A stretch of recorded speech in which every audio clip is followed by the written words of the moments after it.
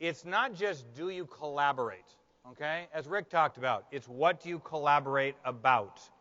And what are we going to have these teacher teams do? They're going to focus on the last three essentials. They're going to focus on the last three hearts. What?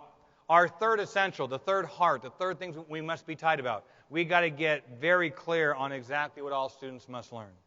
PLCs capture it with this question. What do we expect our kids to learn? The first question we ask a team to consider.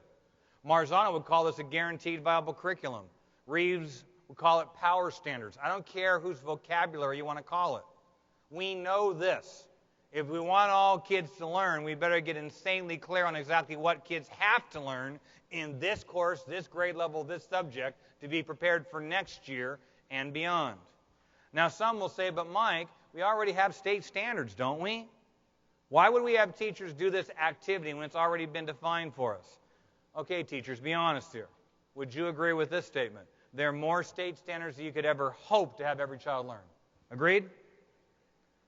You try to squeeze all your state standards into 1 year in your course at your grade level, you're going to look or sound a whole lot more like this. Can't be done. And folks, it's not you.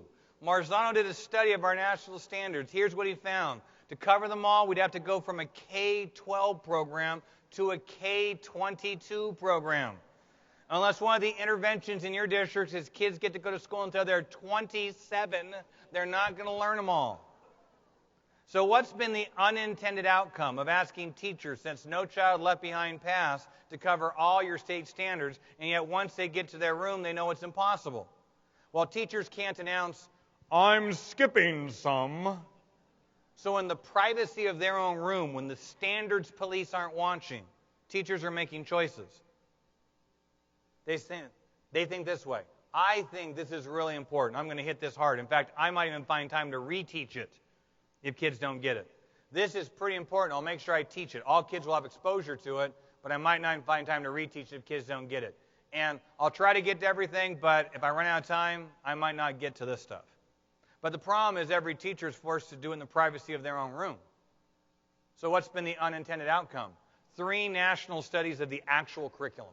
Not what's on your state guide or your district guide, what's actually being taught. Here are the words to describe it.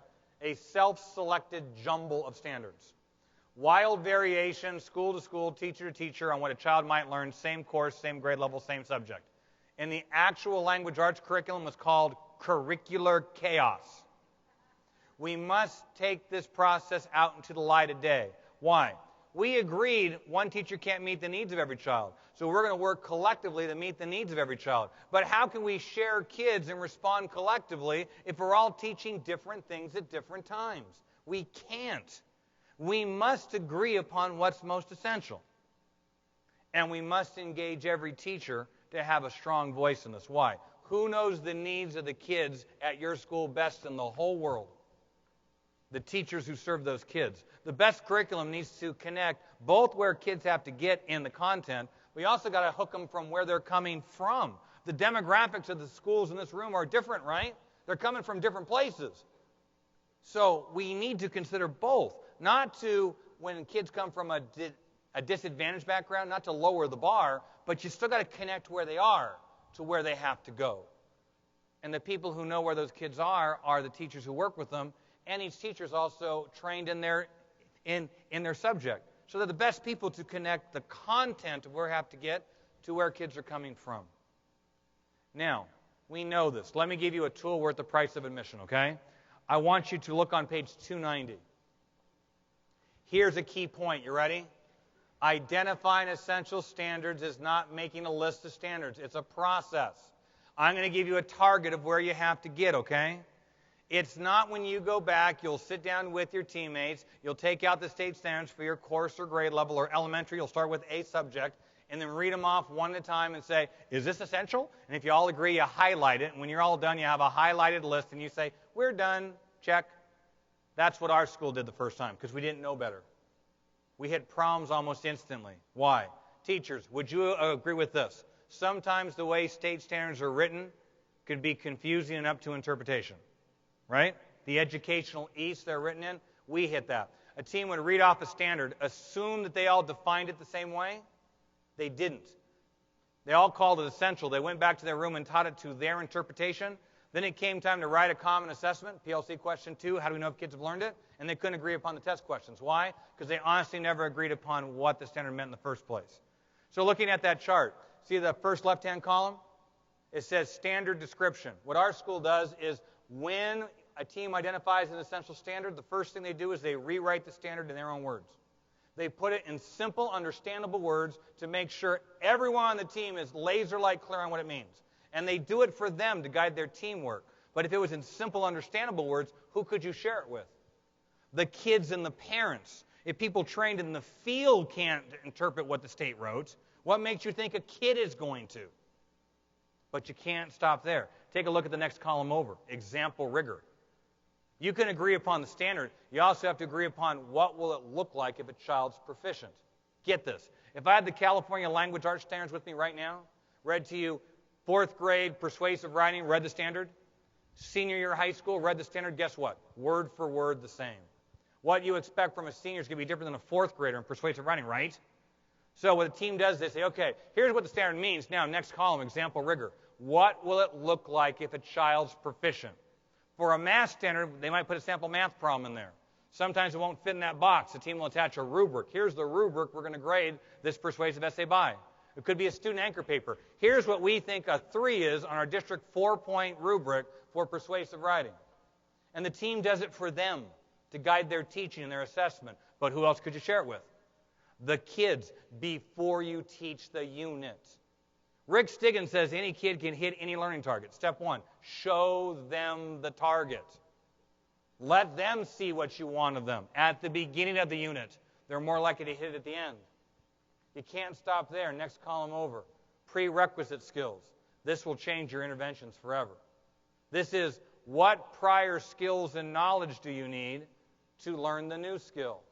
Why is that so important? Because the best intervention is prevention. The best intervention is prevention. The best intervention is giving kids help before they fail. Might give us an example. Sure. 3rd grade, California, new math skill we start the year with is multiplication. To learn how to multiply, you must know how to what? Add. You can start the school year by teaching multiplication to every 3rd grader. Find out some kids have failed it at the end of the unit. Figure out that the reason why a kid can't multiply is because they can't add. Then go back and teach addition to that kid, then multiplication again. Or you could do what? Screen kids for the critical skill of addition before you start to teach the unit on multiplication. Why? Because if a kid can't add, you know they're going to struggle with multiplication. You could be proactive. The way my dear colleague and co-author Chris Weber says it is this: if it is predictable, it is preventable. The other thing about that column is if the Algebra 1 team identifies the essential standards for the first semester and the prior skills needed, who could they share that column with? The pre-algebra team, to see if what they chose as essential matched what the algebra team thinks kids have to walk in with. Then it starts a vertical articulation conversation. Any of you here struggle with English language learners? I got a tip for you. You ready? We found in California, in the school that I was principal at, we found our EL kids did better when they knew what we were saying. I know it's stunning. It's hard to believe. It's true. Now, I jest, but I don't. Do you want to know what else goes in that column of prerequisite skills? Academic vocabulary, need to learn the concepts. Why? You front load the vocabulary. Why? Those kids can learn it if they knew what you were saying. So you make sure they know the key words. Prerequisite skills. Next column over, when taught. We're not talking a rigid pacing guide. But a team can agree upon an essential standard. But if one teacher wants to teach it in October and the other teacher wants to teach it in January, how do you share kids for interventions? You must teach the essentials about the same time. Next column over, common assessment. If it's important enough for every kid to learn it, we're going to assess it the same way, and we're going to determine it before we teach the unit, so we're all clear what the target is by the end. Then finally, last column, extension skills. I'm often asked, what do you do with kids for interventions? What do you do with the kids who've already learned it when you got to reteach it to the kids who didn't get it? Great question. Plan ahead. Would you agree in your curriculum teachers, there are things that kids have got to know and things that are nice to know? Yes? We're trying to identify the got-to-know things here, the things you must learn. But there are other things that you teach that it won't kill a kid next year if they don't get it this year. It won't set them up to fail next year. Well, let's identify what those things are in each unit. Why? If you identify what those things are, when it's time to reteach kids who didn't get the essential, you'll know what you're going to teach the kids who've already gotten it, and it's meaningful work for them. Look at that chart for a second, teachers. Can you imagine if next fall you had that level of clarity on what you wanted kids to learn? What would it do for you and your team in your school? It would make it possible for you in your team meetings to know what you're going to focus on, because you can't focus on every standard. This is what our team's going to focus on. This is what we're committed to. It would guide your teaching and maybe make it possible for you to cut some things out so you stop racing through the curriculum, trying to cover it all before the big state test comes, leaving kids in your wake. It would guide your common assessments. You see what Rick said about common assessments? Common assessments take work. You can't do common assessments on everything. What will you give them on? Your team? On what you said was essential. That's what will guide it. It will guide your limited intervention resources. You can't intervene on everything. What would you focus your intervention time on? What you said was essential. Next year's teachers would thank you. Why? They would know no matter what teacher a kid had last year, I know they're walking in knowing this. I can build on that. It would be like a roadmap for the whole year. And best of all, who had a strong voice in creating it? The teachers in that PLC team. If teachers have the power to help create it, to take ownership, what's the likelihood they'll teach it? Really high. What's the likelihood they'll assess it? Really high. What's the likelihood they'll care deeply when kids don't get it? Really high. Here's what I learned the hard way in the PLC process. Of those essential questions we ask a team, what do we want our kids to learn? How do we know if they've learned it? How will we respond when kids don't get it? Sometimes you go faster by going slower. If you would take a little more time on question 1 to get to that level, the next steps in the process will be easier.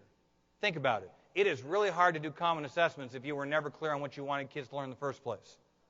It's really hard to target interventions if you were never really clear on what you wanted kids to learn in the first place. Or if there's too much there. Or if every teacher defines it differently. So if you spend some time and get really clear on the first question, the rest of the process becomes so much easier.